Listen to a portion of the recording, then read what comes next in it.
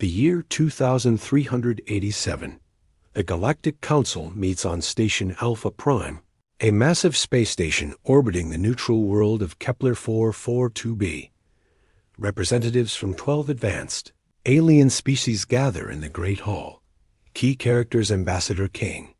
Human representative, experienced diplomat High Lord Vex, leader of the Talar Empire. Reptilian species Prime Nexus. Machine intelligence from the Synth Collective Commander Locke. Military head of the Brock Federation. Insectoid warrior Raceplot. Points: the Council discusses humanity's recent petition to join as a military partner. The aliens laugh at humanity's primitive technology and weak physical attributes. High Lord Vex mocks human weapons as fire sticks compared to their plasma cannons. Prime Nexus calculates human probability of survival in galactic warfare. At 0.003%. Ambassador Kane sits quietly as aliens debate humanity like children discussing pets. The Talar Empire presents footage of their recent victory over the Outer Rim colonies, showcasing their superior firepower and advanced shields. The Council votes unanimously to reject humanity's military application. They offer humans a protection contract instead, become a client species under alien rule, and they'll defend Earth from the growing threat of the Void Swarm, a mysterious enemy consuming entire systems. Kane stands and delivers a calm response. Humanity respectfully declines. Your protection. We'll handle our own affairs. The aliens erupt in laughter. High Lord Vex warns that the Void Swarm will reach human space within 6 months, and without Council protection, humanity will be extinct within a year.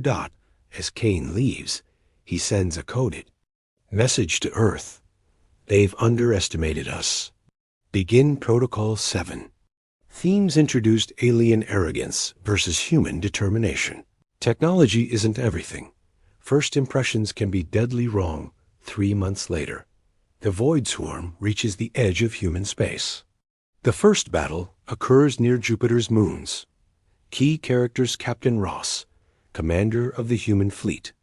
Dr. Maya, chief scientist studying the swarm. The swarm, mysterious biomechanical entities.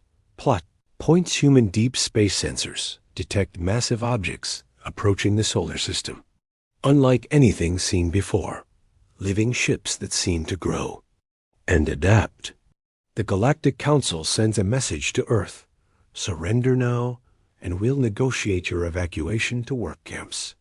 Captain Ross leads humanity's defense fleet, 50 ships that look tiny compared to the swarm's massive bioships. The aliens watch from a safe distance, expecting to see humanity crushed in minutes. The battle begins. Human weapons seem pathetic against the swarm's thick armor. Plasma beams bounce off their hull. The aliens nod smugly. Humans are doomed. As predicted. But then something unexpected happens. Dr. Maya discovers the swarm communicates through quantum frequencies. She realizes they're not just monsters. They're running from something even worse. The swarm attacks because they're terrified, consuming resources to build defenses. Captain Ross makes a shocking decision. Instead of fighting, he opens communication channels. Using Dr. Maya's research, he speaks to the swarm in their own language. The first successful communication with the swarm in galactic history. The swarm leader, a massive creature called the Prime, explains they're fleeing the Dark Ones, entities that exist between dimensions and consume entire realities. The swarm isn't evil, just desperate survivors trying to build enough strength to fight back. Ross proposes an alliance. The aliens watching are stunned. High Lord Vex calls it impossible. Humans are too primitive to understand cosmic threats. But the Prime agrees to Ross's terms. The swarm will stop attacking if humans help them prepare for the real enemy. Character development: humans show strategic thinking over brute force. Ross demonstrates leadership under pressure. Maya represents human scientific curiosity. 1 month later. Human-swarm alliance established. Joint operations begin.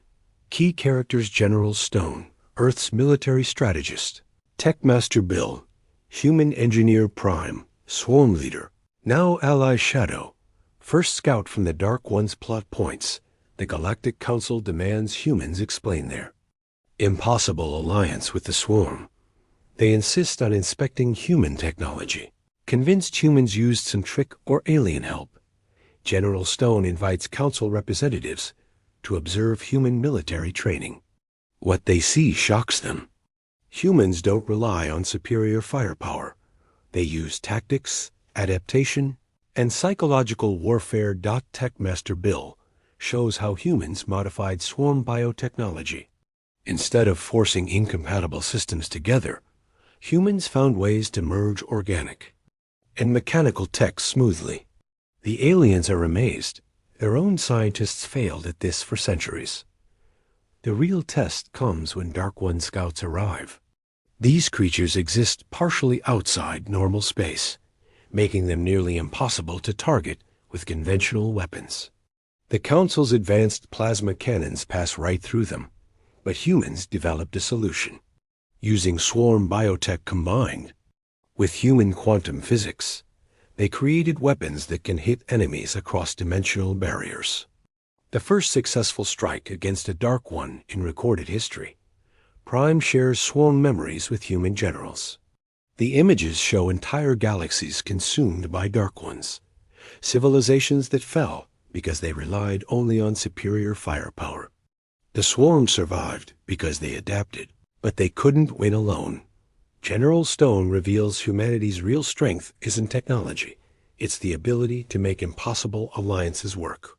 Humans have been doing it throughout their history, turning enemies into partners. High Lord Vex privately contacts other council members. He admits concern. If humans can ally with the Swarm and fight Dark Ones, maybe the Council misjudged them completely. The episode ends with long-range sensors detecting the main Dark One fleet. Thousands of reality-bending ships heading toward the galaxy. The real war is about to begin.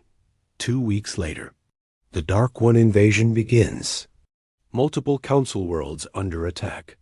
Key characters: Admiral Hayes, Human Fleet Commander High Lord Vex, now questioning his assumptions. Dark Lord Keth, Leader of the Dark Ones Prime, Swarm Commander in Joint Fleet Plot Points. Dark One's attack.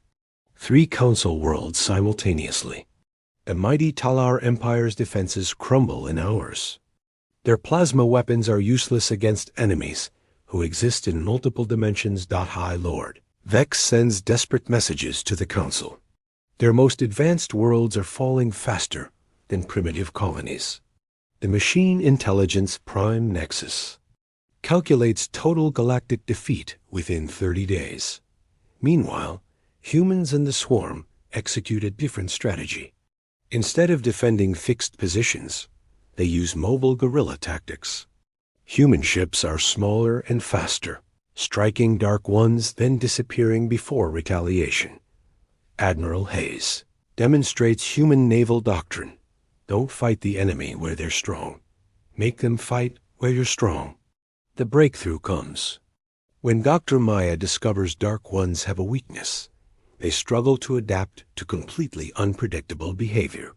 Their dimensional abilities work by calculating probability patterns, but humans excel at controlled chaos. Human forces begin teaching other species these tactics, but most aliens struggle with the concept.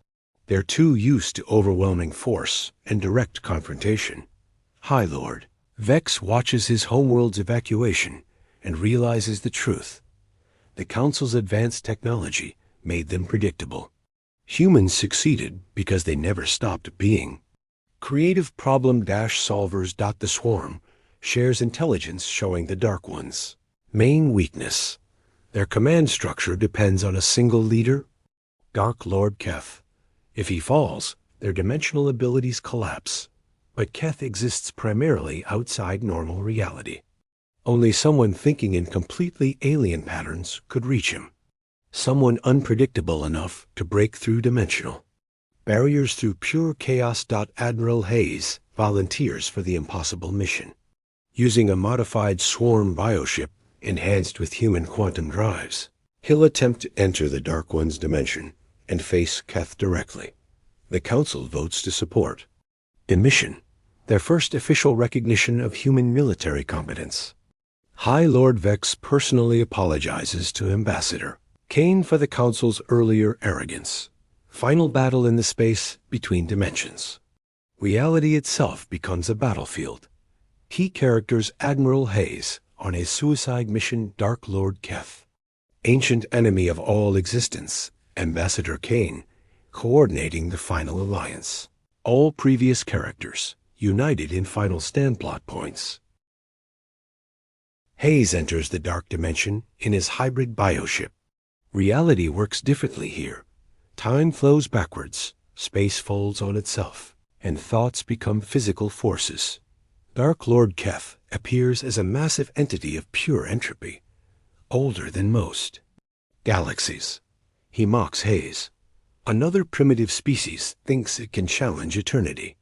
I have consumed realities beyond your comprehension. But Hayes uses the most human approach possible. He doesn't try to fight Keth with superior power. Instead, he talks to him. Hayes realizes Keth isn't evil, just incredibly old and tired of existence. The Dark Ones destroy realities because Keth wants everything to end, including himself. Meanwhile, the joint fleet holds the dimensional gateway open. Council ships, swarm biovessels, and human cruisers fight together for the first time in history.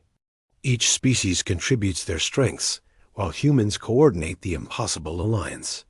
High Lord Vex leads Talar ships in support roles. Prime Nexus calculates tactical solutions. Prime commands swarm forces. But the strategy comes from human generals who learn to see strength in diversity. In the dark dimension, Hayes makes an unprecedented offer to Keth. Instead of destruction, why not try creation? Humans show Keth something he's forgotten in. Eons of existence. Hope for new possibilities. Keth, stunned by this concept, agrees to withdraw the Dark Ones to the space between galaxies. In exchange, humans promise to find Keth a way to experience existence differently, perhaps even mortality and natural death. The war ends not with violence, but with the most human solution possible, turning the ultimate enemy into a confused ally who needs therapy. Resolution 6 months later, the Galactic Council formally inducts humanity as senior partners, not junior members. Ambassador Kane addresses the Council. You judged us by our weapons and technology. But humanity's real strength was always our ability to find hope in hopeless situations and build bridges where others see only walls. High Lord Vex admits the Council's greatest mistake was assuming advanced technology meant advanced wisdom. Humans reminded us that sometimes the most primitive approach, talking to your enemies, is actually the most sophisticated strategy possible. A story ends with human diplomats working throughout the galaxy, helping other species resolve conflicts through negotiation rather than force. The galaxy is more peaceful than it's been in millennia. But in deep space, Admiral Hayes continues. His strangest mission yet, teaching an ancient cosmic entity how to find meaning in existence. Because that's what humans do. They never give up on anyone, even the enemies of reality itself. Final message. They doubted humanity because we seemed weak. They were wrong. We weren't weak. We were wise enough to know that true strength comes from making others stronger too.